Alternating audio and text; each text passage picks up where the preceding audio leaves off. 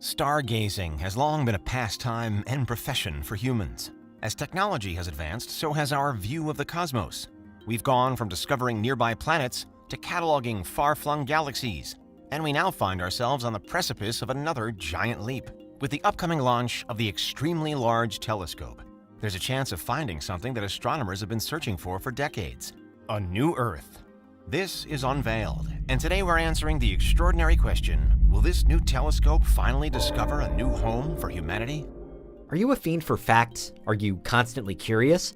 Then why not subscribe to Unveiled for more clips like this one and ring the bell for more fascinating content?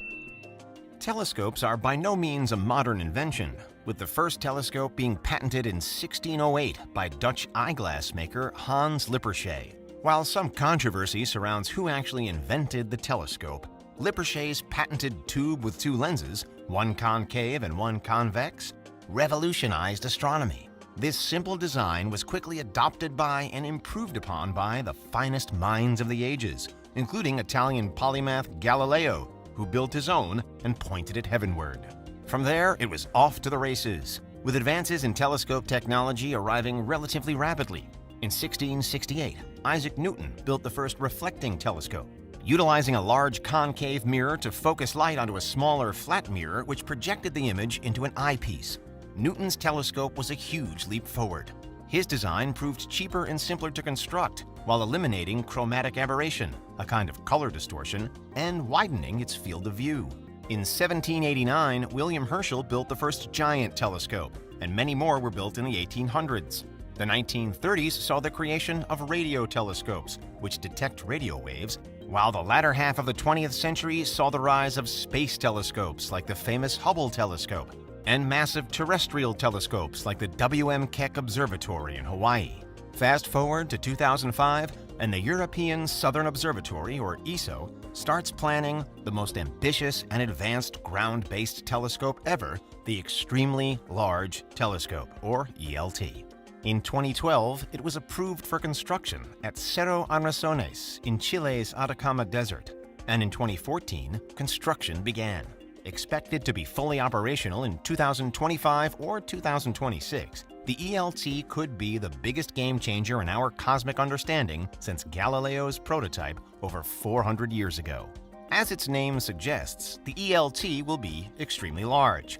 The dome housing the telescope will be over 240 feet high and 288 feet in diameter, an area roughly equivalent to a soccer pitch.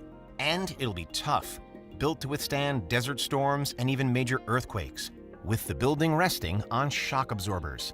In addition to being strong, the dome also has to be agile. In order to make precise astronomical observations, the dome needs to rotate quickly and smoothly, as any vibrations could negatively affect viewing. The telescope's main structure will house 5 mirrors, including the gigantic 128-foot primary mirror known as M1, by far the largest ever constructed. M1 will be made up of 798 individual hexagonal segments. M2 is another record breaker, the largest secondary mirror ever built. M2 will collect light from M1 and reflect it to a tertiary mirror, M3. Together, all 3 mirrors will help deliver revolutionary image quality over the largest field of view possible with current technology. M4 will be the largest adaptive mirror ever built, just shy of 8 feet in diameter. Its surface can literally be deformed to correct for any turbulence or vibrations. Finally, M5 will be the largest tip-tilt mirror ever built. Its function will be to ensure that images are stabilized. Together, these mirrors can gather 100 million times more light than the human eye can, and 13 times more light than the next largest optical telescopes. The instruments the ELT will use to analyze are nearly as impressive as the telescope itself. Consisting of 6 major instruments, 4 at launch and 2 coming later, these tools will help examine the universe in detail never before seen. Harmony, or High Angular Resolution Monolithic Optical and Near-Infrared Integral Field Spectrograph, is a 3D spectrograph that disperses light from objects into their component wavelengths. This will enable astronomers to study objects both near and far in finer detail than ever before. Mikado, or Multi-AO Imaging Camera for Deep Observations, is capable of taking images at unprecedented depths. With a sensitivity comparable to the new James Webb Space Telescope, but with 6 times the resolution, Mikado will be a key instrument in searching for exoplanets. MAORI, or Multi-Conjugate Adaptive Optics Relay, will help compensate for light distortions from Earth's atmosphere, enabling other instruments to take crystal clear images. METIS, or Mid-Infrared ELT Imager and Spectrograph, is a powerful spectrograph and high-contrast imager that will cover the infrared wavelength. It too will be searching for exoplanets. High-res, or high-resolution spectrograph, and MOSAIC, multi-object spectrograph, will be added at a later stage. This revolutionary telescope and powerful instruments will aid astronomers in a wide range of missions. In our own solar system, the ELT will be able to shed light on the formation of planets through observations of objects in the asteroid belt between Mars and Jupiter. We'll also be able to study outer planets like Neptune and Uranus in finer detail than ever before. On the opposite end of the scale, the ELT will allow scientists to peer far beyond our solar system at the very first galaxies, helping us to better understand how our universe formed. Astronomers are also keen to use the ELT to study black holes, dark matter and energy, and other cosmic mysteries. However, its biggest and arguably most important mission will be to search for exoplanets. The ELT will allow us to closely observe exoplanets in habitable zones. Currently, there have been about 4,000 exoplanets discovered. These are typically detected through indirect means. The radial velocity method detects planets from the wobbling effects they have on their parent star, whilst the transit method directs drops in a star's brightness as the planet passes in front of it. However, to accurately detect certain kinds of planets, such as rocky planets in habitable zones, you need incredible precision and stability.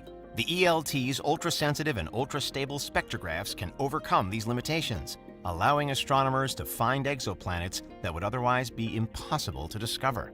After an exoplanet is discovered, the next logical step is to study its physical properties.